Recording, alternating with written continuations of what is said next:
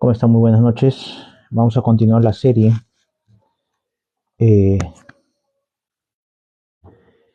en Mateo,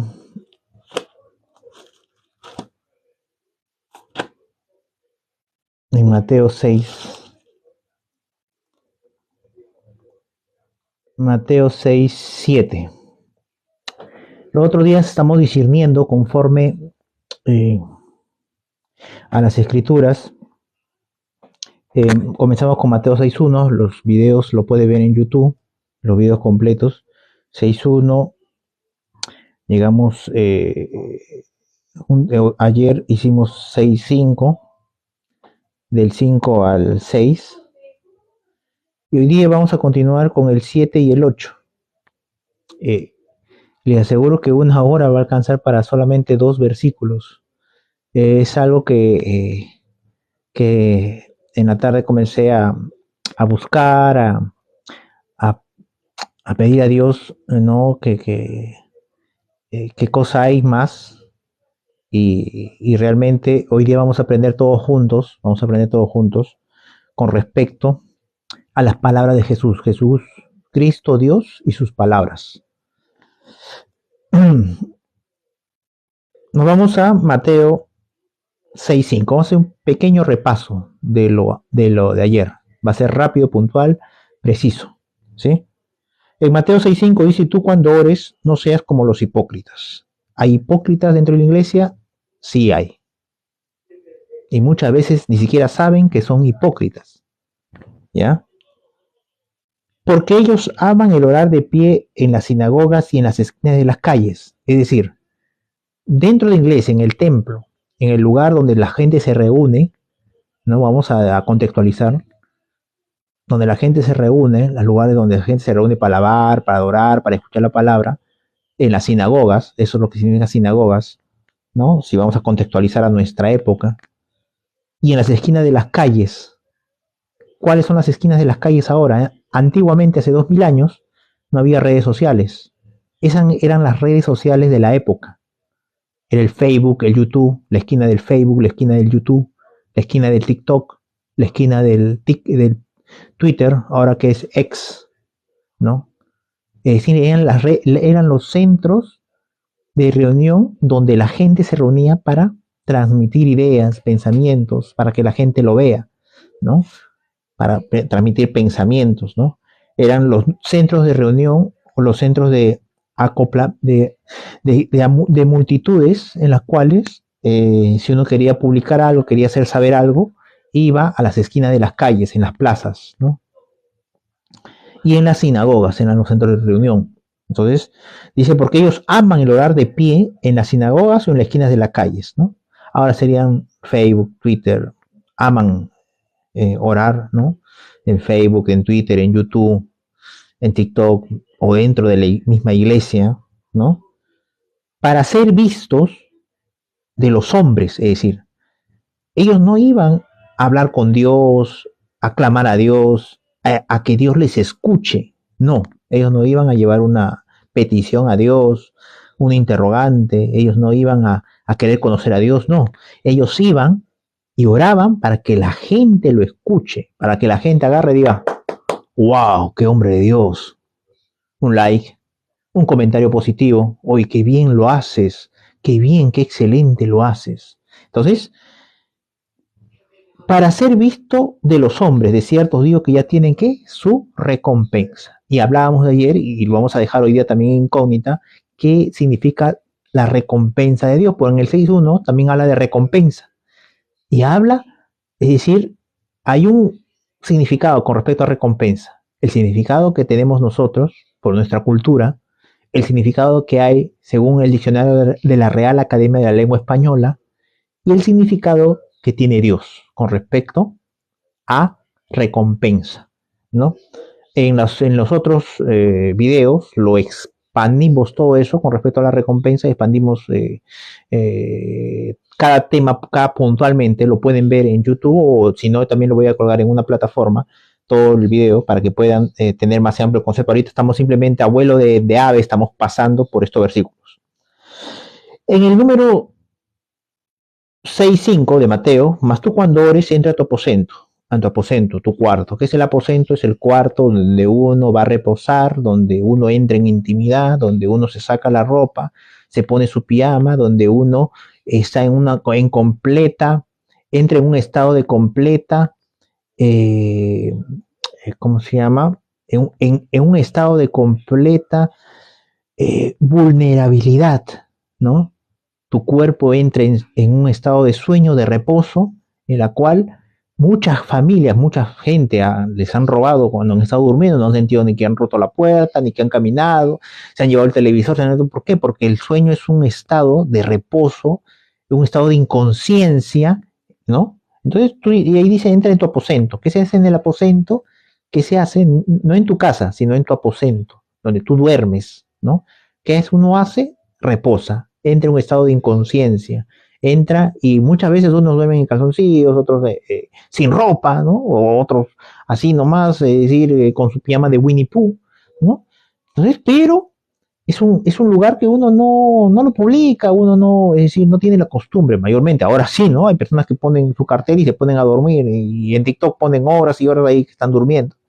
Entonces, no, es decir, en esa época, vamos a contextualizar, y hoy también mucha gente tiene cierto recelo por mostrar su aposento, su cama, sus cosas, ¿no? Su lugar íntimo, ¿no? Nadie pone una foto que está, mira, estoy durmiendo aquí en calzoncillo, nada, ¿no? Entonces, entra en tu aposento y cerrada la puerta. ¿A qué puerta se refería Jesús? Porque Jesús nunca diría algo, mandaría a practicar algo que él no lo practicaba. Y recordemos que él se iba al monte de Getsemaní. Allí era un aposento, es decir, digo, había puerta, había cama, había, ¿cómo se llama? En el huerto de Getsemaní. Entonces, vayamos al concepto primogenio, a la raíz, al fundamento, a la sustancia de lo que Jesús quiso decir. Es por eso que cerrada la puerta, ¿a qué puerta se refiere Jesús? Es decir, cuando tú en tu aposento, tú cierras la puerta, ¿qué queda afuera? La gente. ¿Qué queda afuera?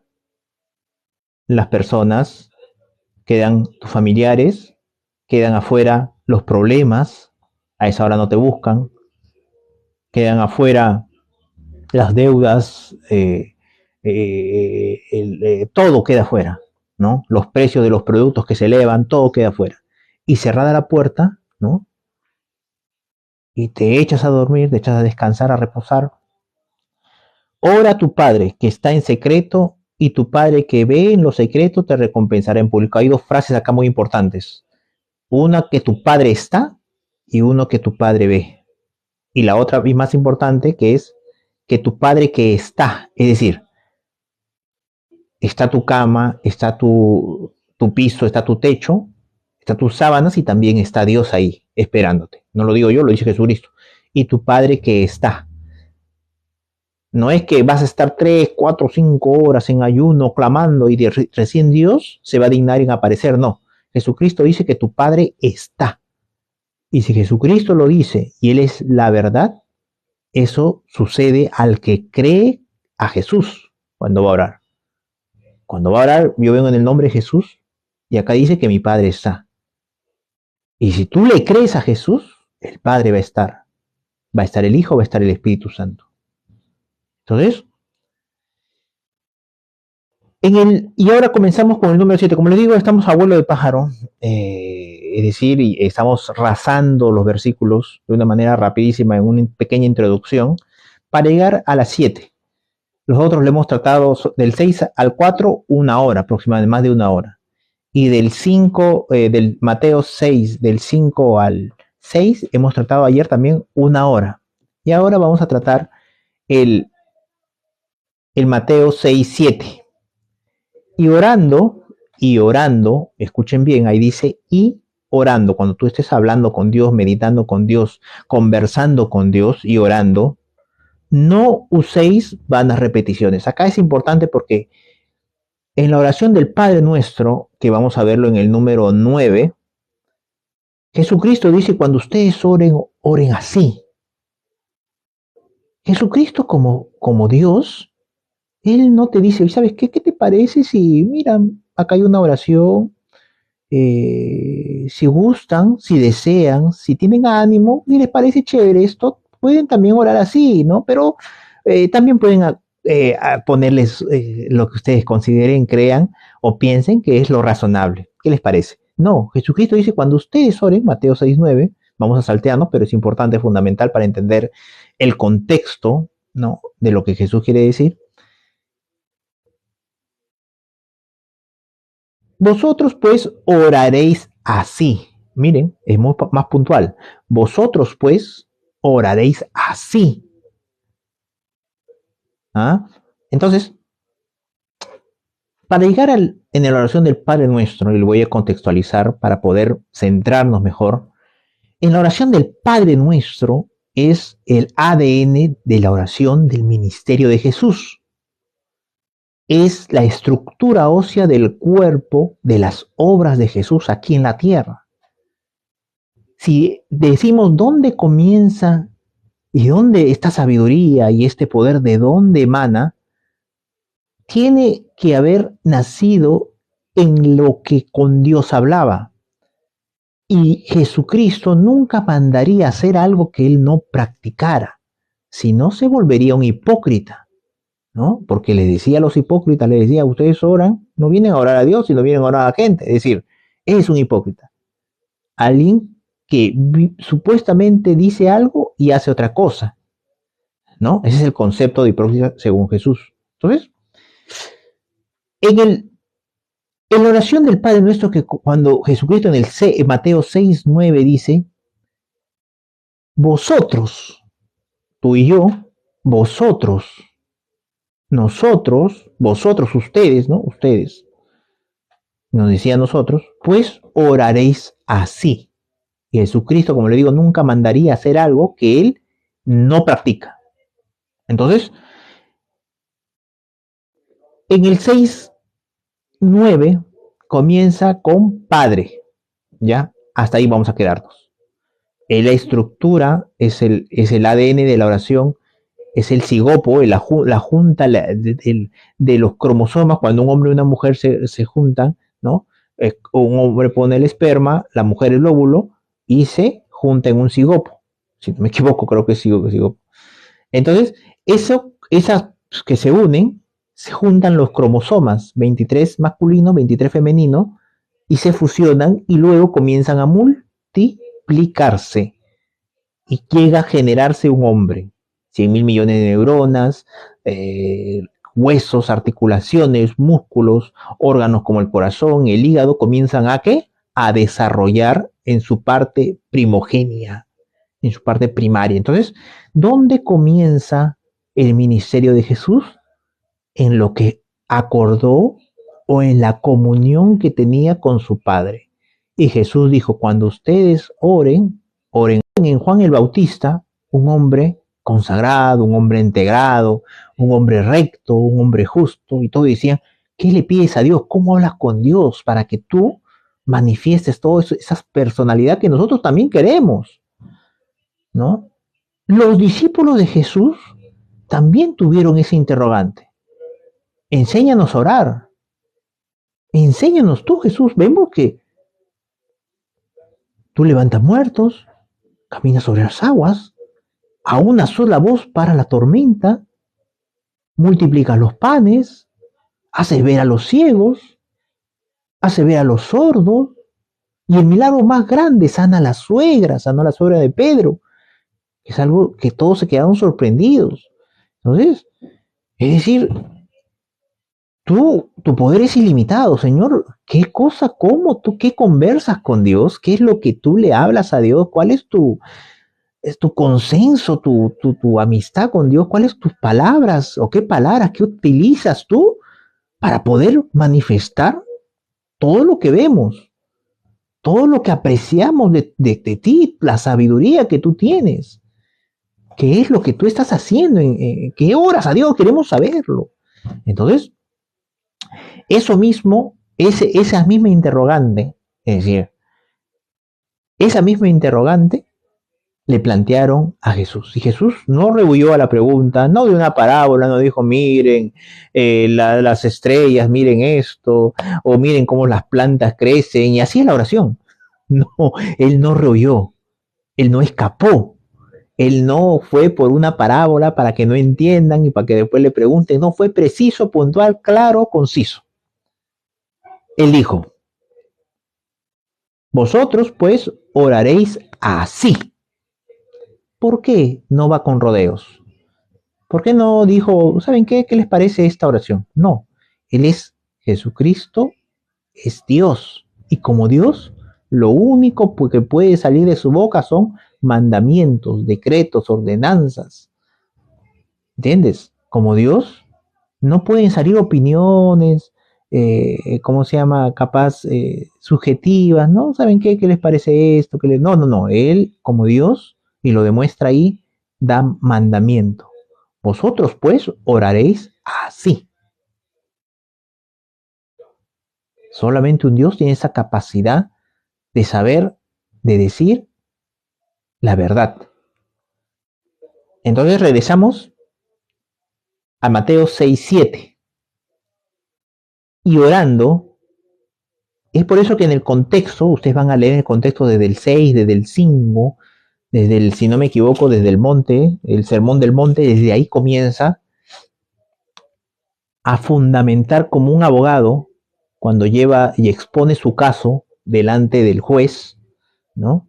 Expone su caso y comienza a discernir sobre él los inicios y del crimen y cómo sucedió y cuál es la motivación y cuáles son las pruebas, qué lo conllevó a esta persona, ¿no? A hacer tal delito, qué fueron las causas, los motivos que lo empujaron, si tenía algún problema psicológico, algún problema emocional, si había de un trauma que lo había. Entonces comienza a plantear el caso. Y eso es lo que hace Jesús. Para fundamentar el Padre Nuestro, comienza antes y después a fundamentar su tesis. Y comienza a decir lo que sí se debe hacer y lo que no se debe hacer en la oración. Es por eso que dice, y orando, escuchen bien, no uséis vanas repeticiones. Acá viene un no. Y orando, no. Dice, no uséis. Ahora, hay repeticiones. Una cosa es repetir algo bueno y otra cosa es repetir algo vano.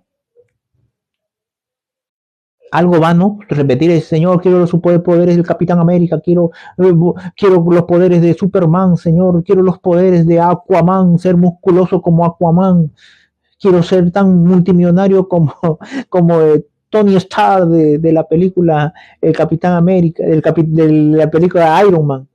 Entonces serían cosas vanas, es decir, cosas sin sentido, sin fundamento, sin sustento.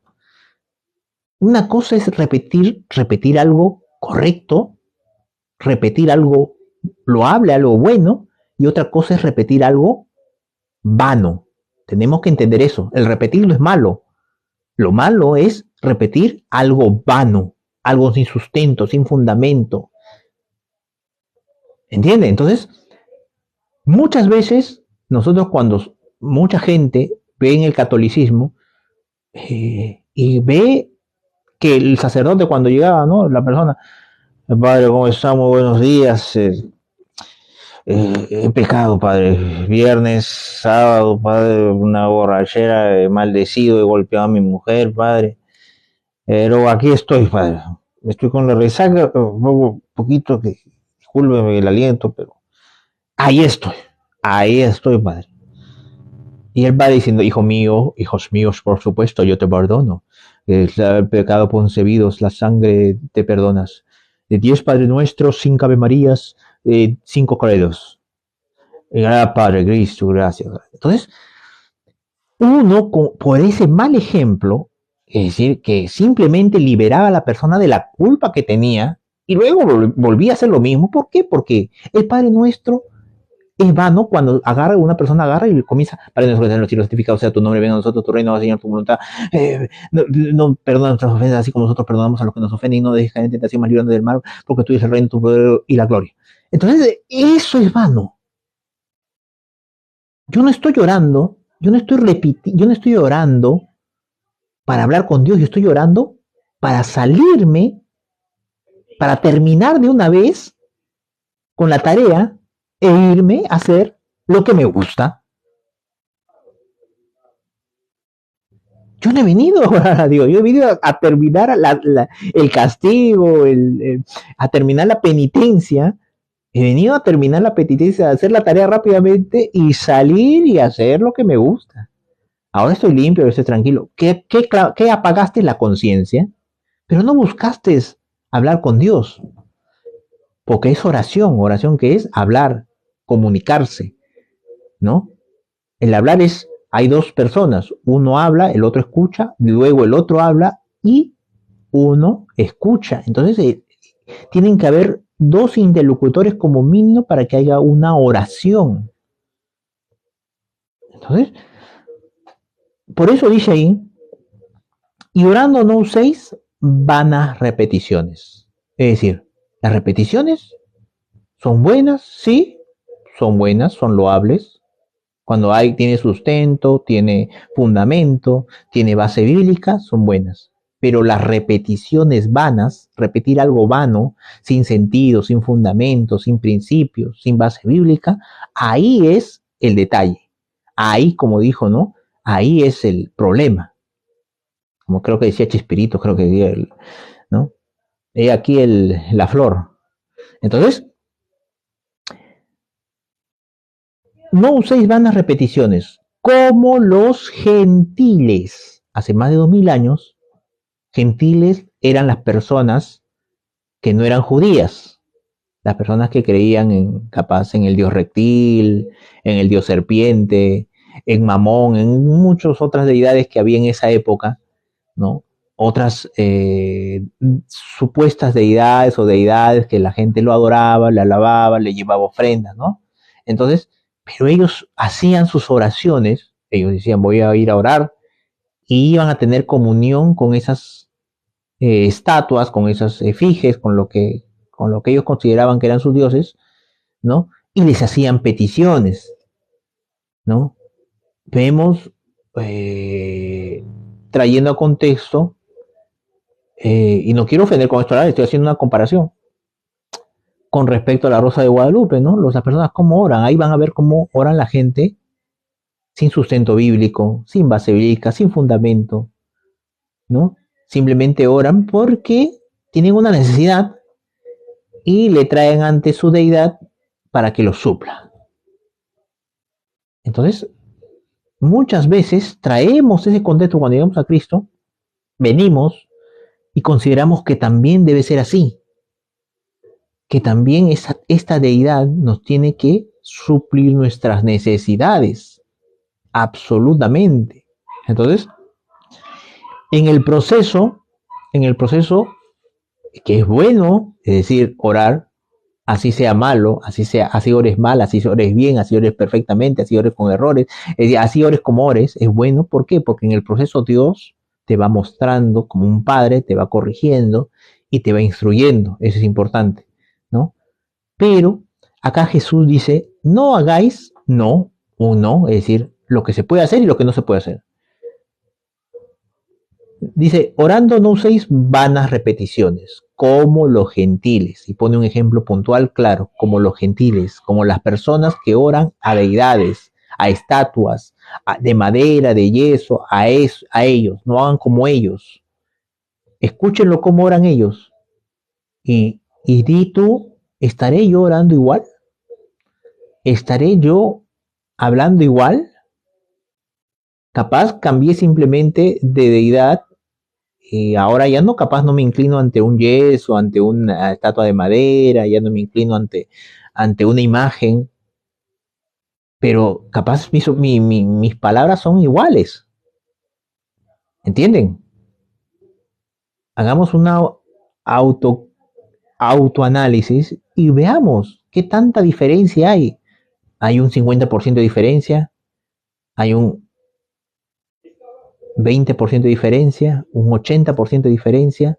¿Cuánto de diferencia hay? Entonces acá Jesús nos manda a comparar y nos dice, ¿no? No uséis vanas repeticiones como los gentiles, que piensan que por su palabrería serán oídos. Ahí está, que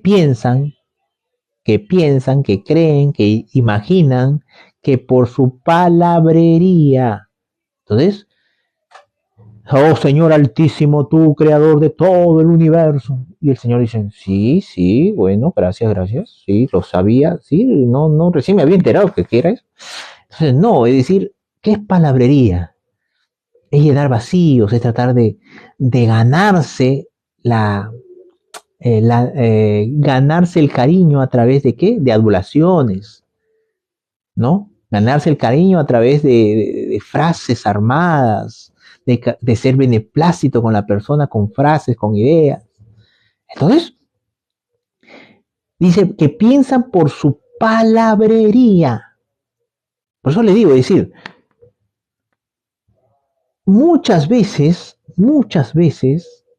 cuando nuestra oración no tiene un sustento, una base, un contexto bíblico, entonces pueden ser que estaremos palabreando a Dios simplemente. Eso sí es vano. Ese sería una vana repetición. Si yo esas palabrerías lo repito constantemente todos los días, más una vana repetición. Si yo estoy hablando palabrerías, busco aludar a ¿cómo se llama?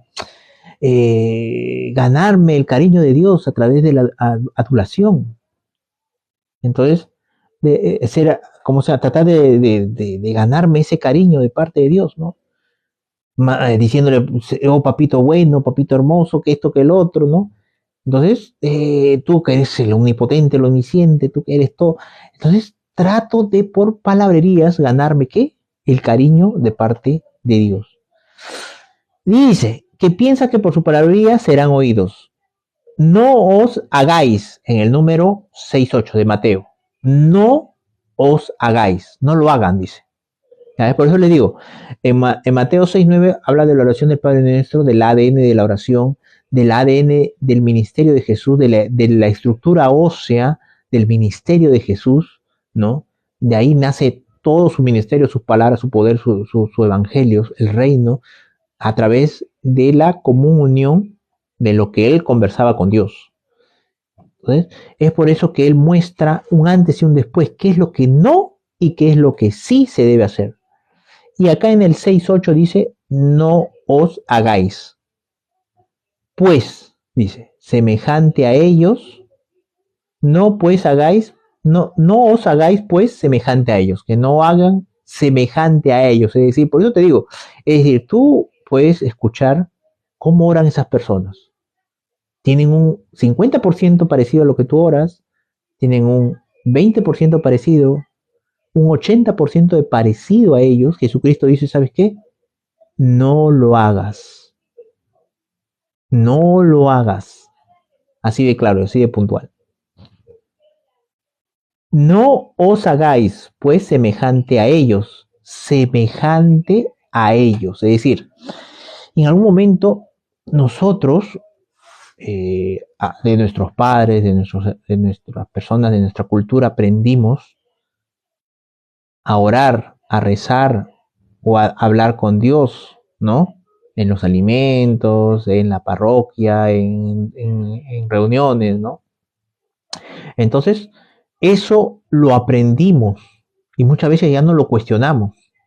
Entonces, acá dice Jesús, dice, no os hagáis pues semejante a ellos. Entonces, cuando Dios, y me hace acordar esta palabra, me hace acordar cuando Dios crea al hombre y hizo Dios a su imagen, conforme que a su semejanza.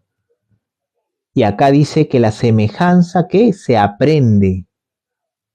¿Ah? La semejanza que uno sabe, como uno ora, lo ha aprendido en algún momento, algún tiempo, con las personas que han estado a nuestro alrededor.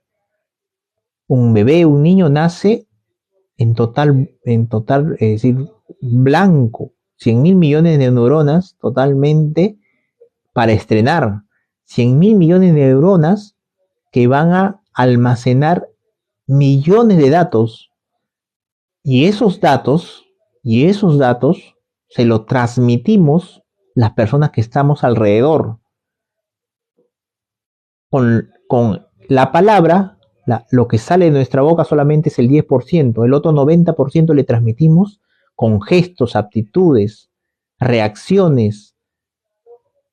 Entonces, ellos asimilan todo eso y comienzan a tener una semejanza a nosotros. Es así como ellos aprendemos nosotros el idioma por semejanza, ¿no? Estamos pegados a alguien, el grupo social que estemos, vamos, el niño lo va a aprender, lo va a absorber. Igual si ese niño va, sea peruano, nace acá y está pocos días y se va a Estados Unidos, ese niño va a aprender la cultura de allá, va a aprender inglés y fluidamente, ¿no? Entonces, esa semejanza se aprende y muchas veces no lo cuestionamos. Y eso, cuando uno no cuestiona, eso se convierte en tus creencias básicas. Y como lo expliqué en los otros videos, voy a hacer un pequeño paréntesis.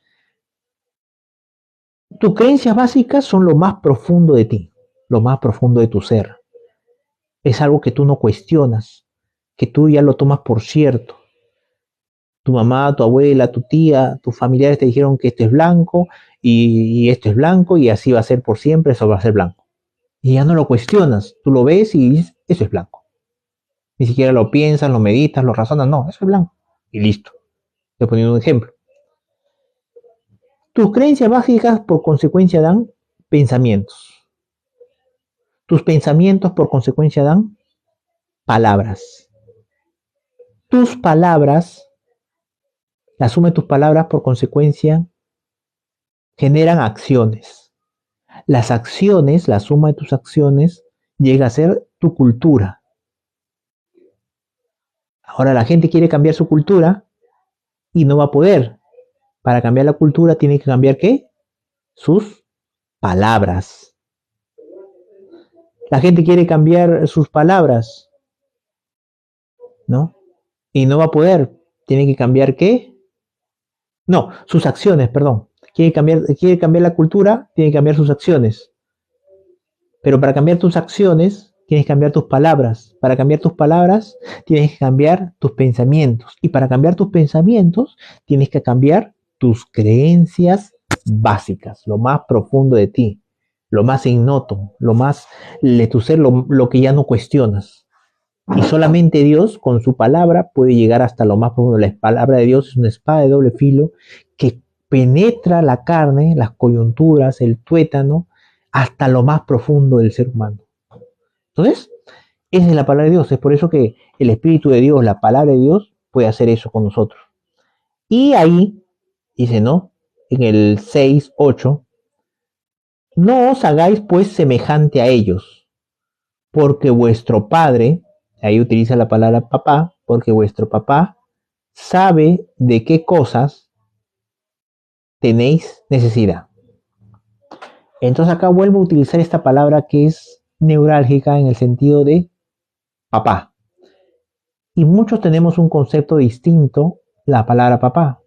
Puede ser muy parecido, pero cada uno guarda en su creencia básica, en lo más profundo, guarda la palabra papá según el padre que ha tenido biológico aquí en la tierra.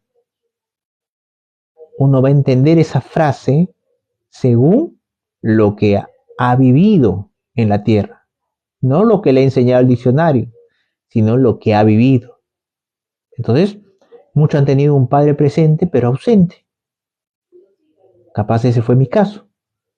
El padre trabajaba con nosotros, nosotros vivíamos en la casa y teníamos un taller ahí y lo veía casi todos los días, ¿no? Solamente salía por horas, ¿no? Y regresaba. Entonces, pero es decir, siempre estaba ahí, pero era un papá ausente. No nos podíamos ni acercar a él, ni a su taller tampoco. Entonces, era un papá presente, pero ausente. Mayormente la figura que nos corrigió, educó mayormente, era mi madre. Entonces, otros no tuvieron un papá presente.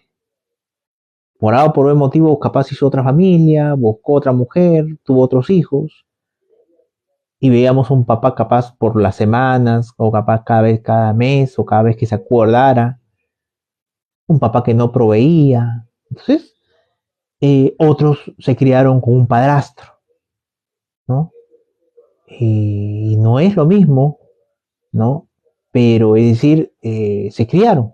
Muchas veces capaz es lo que uno siente que es el papá, pero no es lo mismo. Lamentablemente lo tengo que decir, pero no es lo mismo. Los padres, los que somos padres, sabemos que los que tenemos hijos saben el sentimiento tan profundo que uno siente cuando es padre. ¿Entiendes?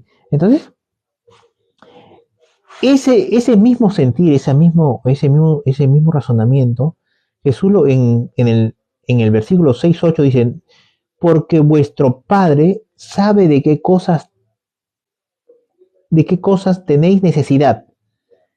Y se acuerdan del versículo que Jesús dice, qué hombre si su hijo le pide pan, le va a dar una piedra. Y si le pide carne, le va a dar una serpiente. Si los hombres, siendo malos, saben dar buenas cosas, buenas dádivas a sus hijos, ¿no? Entonces acá no es un hombre malo, es decir, uno tiene por concepto un hombre malo, un hombre que agarra a sus hijos por todas partes, un hombre que no sustenta a la familia, un hombre que pega a la mujer.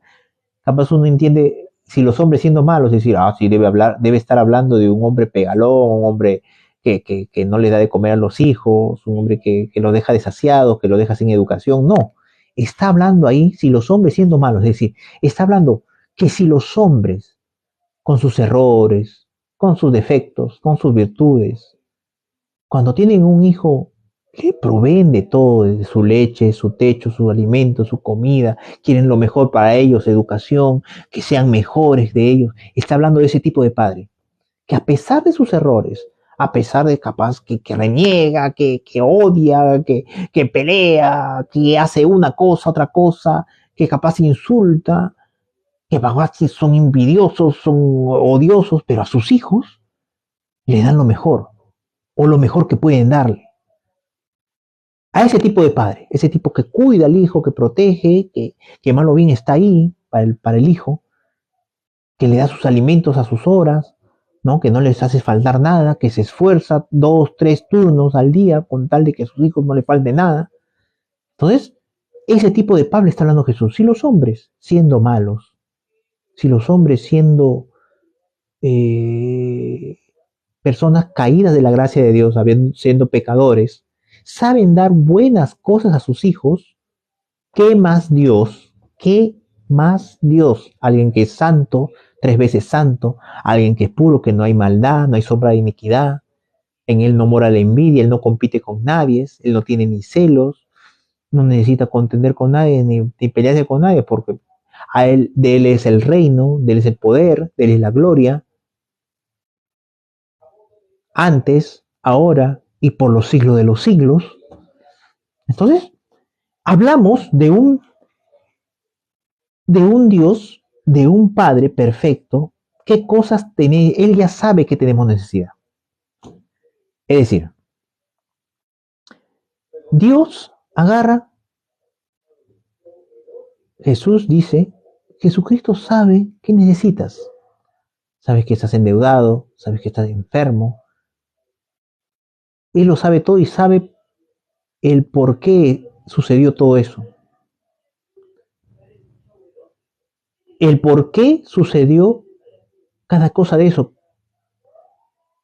Y Él tiene la solución, Él sabe la solución y Él está dispuesto a brindártela, a que a través de buenas decisiones, a través de buenas acciones, puedas tú emprender y salir y ver la luz del día, ¿no?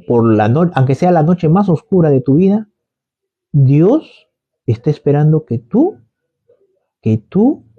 creas que Él existe y tengas comunión con Él. Dios muchas veces permite todo eso, ¿para qué? Para conocerlo a Él. Nuestras decisiones nos conllevaron, o las decisiones de nuestros padres, o de nuestros abuelos, o de nuestros tatarabuelos, nos conllevaron ¿a qué? A este momento. Pero con Cristo, Jesucristo puede hacer nuevas las cosas. Sus misericordias son nuevas cada día. Entonces, dice, vuestro Padre, que de qué cosas tenéis necesidad. Él sabe de qué necesitamos. Cuando vamos a orar, Jesucristo dice, ¿sabes? Muchachos, ahórrense el tiempo. Ahórrense, de verdad les digo, ahórrense, porque Él sabe qué están pasando. Él sabe lo que está ocurriendo en sus vidas. Él sabe cuál es la solución. Entonces, si ese padre, ese papá sabe, es como nosotros con nuestros pequeñitos, ¿no? Cuando son pequeños. Uno ya intuye, ¿no? Uno que es mortal intuye que ya quiere orinar. Cuando tiene 2 añitos, 3 añitos, capaz está durmiendo, se mueve de un lado para otro de la cama. Ah, no, este quiere orinar.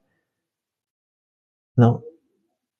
Uno lo ve que un poco inquieto. Ah, no, ya tiene hambre. Uno anticipa y ve que el sol está descendiendo, la temperatura desciende. No, este tiene frío. Y lo abriga. ¿No? A veces no se nos pasa. Y que nos duele más a nosotros que ellos se enfermen, que considero que ellos se sientan la enfermedad, ¿no? A nosotros más nos angustia verlos enfermos, verlos tosiendo, verlos teniendo fiebre, ¿no? Capaz por un desarreglo que no pudimos prever o que negligentemente capaz permitimos, ¿no? O que en el proceso de ser padres aprendemos, ¿no? Entonces, es así. Dios, es decir, ¿qué Dios? Es decir, Dios está pendiente, sabe y anticipa las cosas. Pero Dios tiene un fin primario, que es tener comunión con nosotros, hablar con nosotros. Él se muere por hablar con nosotros, por tener comunión, por, y, por estar con nosotros, porque nosotros le creamos a Él y hablemos con Él, ¿no? Por eso dice, antes que vosotros le pidáis, en Mateo 6:8, antes que nosotros le pidamos a Dios, Dios ya lo sabe, ¿no? Porque vuestro Padre sabe de qué cosas tenéis necesidad antes que vosotros le pidáis. Y va en el contexto del número 7. Acuérdense que el 8 y el 7 dice, no hagáis vanas repeticiones como la gente del mundo. Y en el 8 dice que Dios ya sabe lo que tú necesitas. Dios sabe que tú necesitas. Uno según el hombre que no tiene a Dios, el gentil, el hombre que no conoce a Dios, que no conoce las escrituras, pide conforme a sus carencias, a sus necesidades, a su angustia, a sus miedos. Es lo que lo impulsa a pedir al dolor. Pero alguien que conoce a Dios, alguien que conoce a Dios, es decir, entiende como dice Jesús. Jesús dice, ¿no? Que el Padre sabe de qué cosas tenéis necesidad antes que vosotros le pidáis. Entonces, es bueno pedir, por supuesto, es bueno pedir, pero tienen que entender el consejo de Cristo. Tenemos que entender el consejo de Cristo que dice que Él ya lo sabe. En algún momento vamos a respirar hondo y digo, estoy perdiendo el tiempo, pero mi papá ya sabe, mejor le pido la solución. Señor, ¿qué pasó aquí? ¿No? ¿Qué debo hacer? Señor, tú ya sabes qué debo hacer, qué es lo que debo hacer ahora, aquí, ahora. ¿Qué harías tú? Eso le hice una pregunta una vez a Dios, a Jesucristo. ¿Qué harías tú si estuvieras en mi lugar? ¿Entienden? Entonces, ahí viene la manifestación de Dios. Acá dice, ¿no? Antes que vosotros le pidáis, Dios ya sabe, antes que nosotros le pidamos, Dios ya lo sabe. Entonces sería una pérdida de tiempo. No, estamos en un proceso de maduración.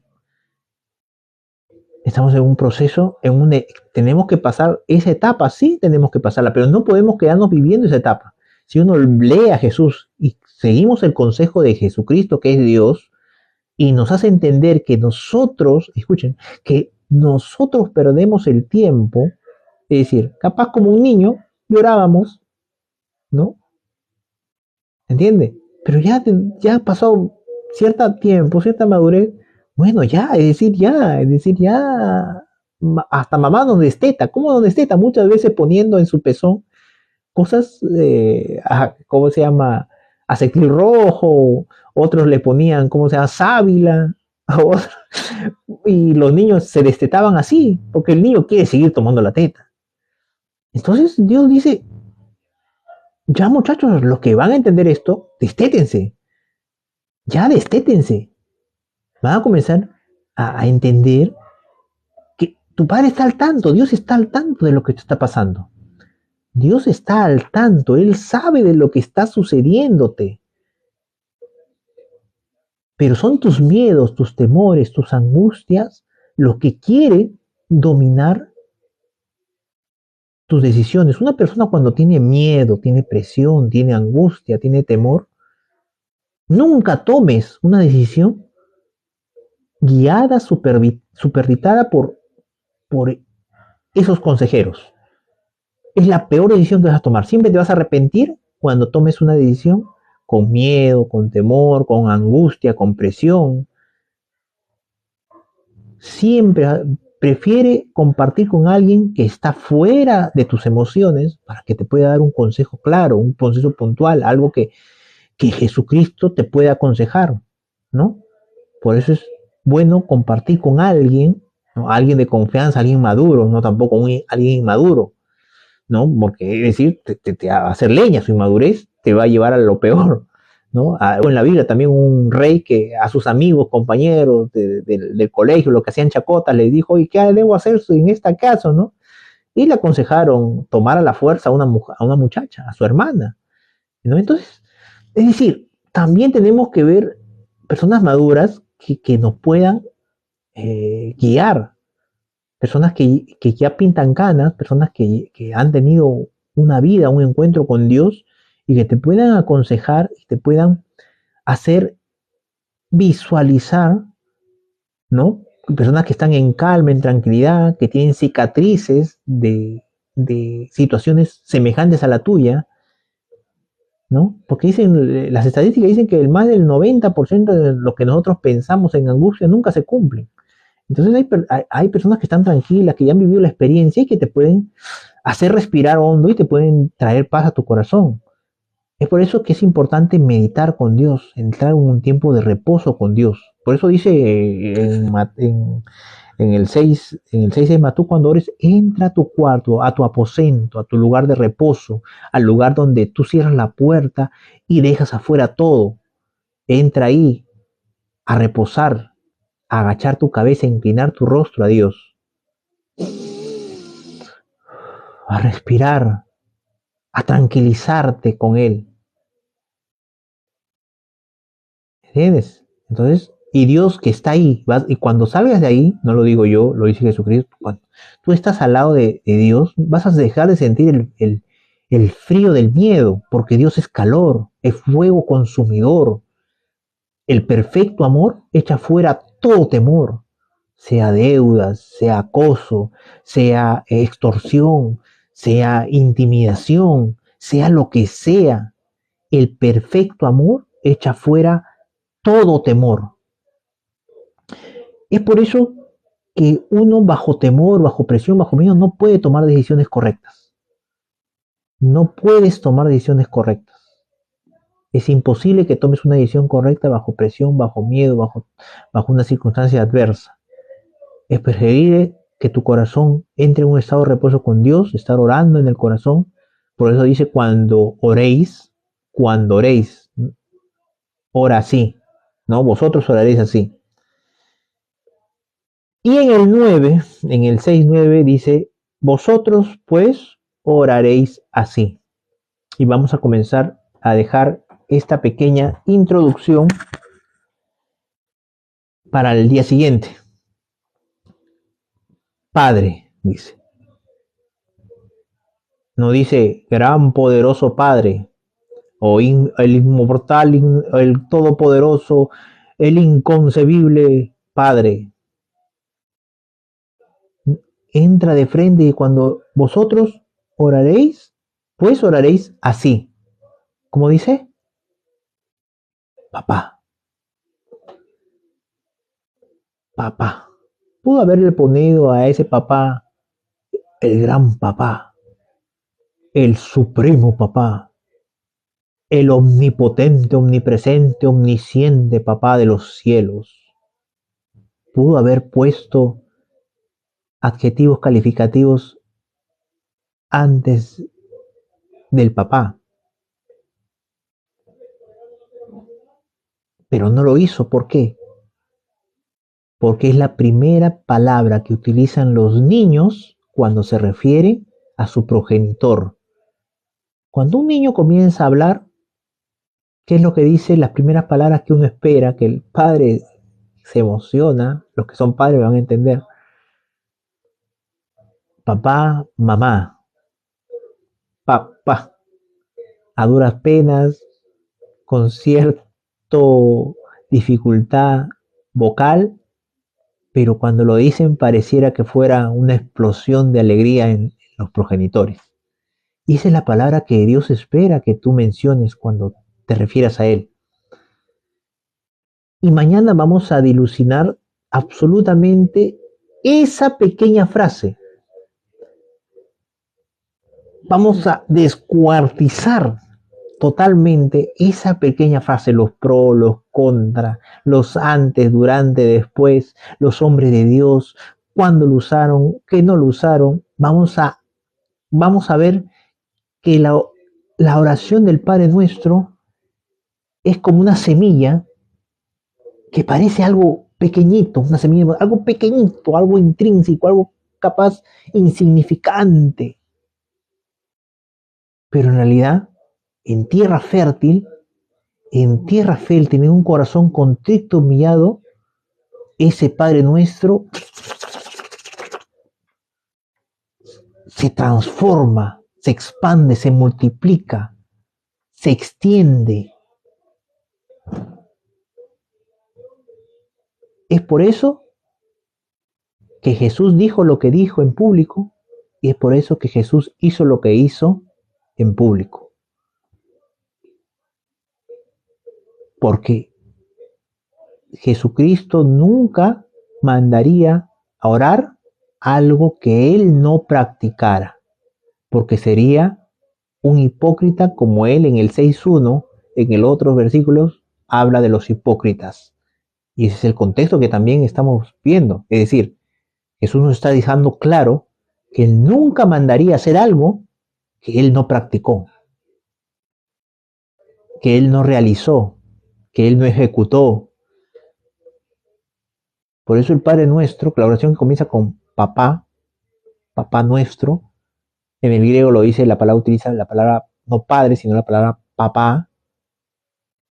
Esa frase encierra un cúmulo. Eso es como los cromosomas cuando se juntan. Cuando los cromosomas se juntan en el lugar correcto, ¿no? Que es el vientre de la mujer dentro del cuerpo, se comienza a multiplicar de una manera. Cuando la semilla de mostaza cae en buena tierra, llega a ser ¿qué? Todo un árbol, que las aves del cielo anidan en él y le da sombra a la gente y le da fruto y semilla, alimento a todos. Entonces, mañana continuamos con este tema, nos quedamos en Mateo 6:9 y solamente vamos a traer ni siquiera un versículo de la Biblia, vamos a a dilucidar, vamos a revelar, vamos a transmitir, vamos a aprender solamente esa pequeña frase que dice, cuando pues oraréis así, Padre. Nada más. Vamos a decir esa pequeña frase. Entonces, eh, agradezco al Dios Todopoderoso, a nuestro papá, al papá nuestro, al papá tuyo, no importa de qué religión seas, de qué dominación seas, si eres ateo, agnóstico.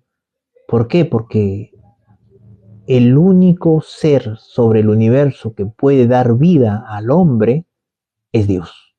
Satanás, que es un ángel caído, nunca dio vida a nadie. Que muchos por alejarse de Dios han encontrado en él a un padre, y que muchos, y Satanás por, ¿no? Adopta a muchos porque están alejados de Dios. Pero todo ser humano, que en él hay soplo de vida, y la vida proviene de Dios. Tú eres el camino, tú eres la verdad, y tú eres la vida. Por eso le digo, no me importa de qué religión seas, no me importa si eres ateo, agnóstico, si eres mormón, si eres testigo de Jehová, eres hijo de Dios. Eso lo tengo, eso Dios me lo hizo ver y eso lo tengo claro. El único que da vida al ser humano en todo el universo es Dios. Sea gentil, sea judío, sea cristiano, sea evangélico, católico, sea quien sea agnóstico, el único ser que da vida, que le gesta la vida, es Dios. Satanás es estéril totalmente, es asexual totalmente. Él no tiene ni poder, ni genera vida, ni crea vida, ni nada por el estilo. Es un tema para abrir, a contextualizarlo muy profundo. Capaz muchos ahorita se están rasgando la vestidura y dicen, ¿qué dice? No, no puede ser, no. Por eso le digo, es un tema muy profundo que en algún momento lo vamos a compartir, pero hoy día le doy gracias a Dios, ¿no?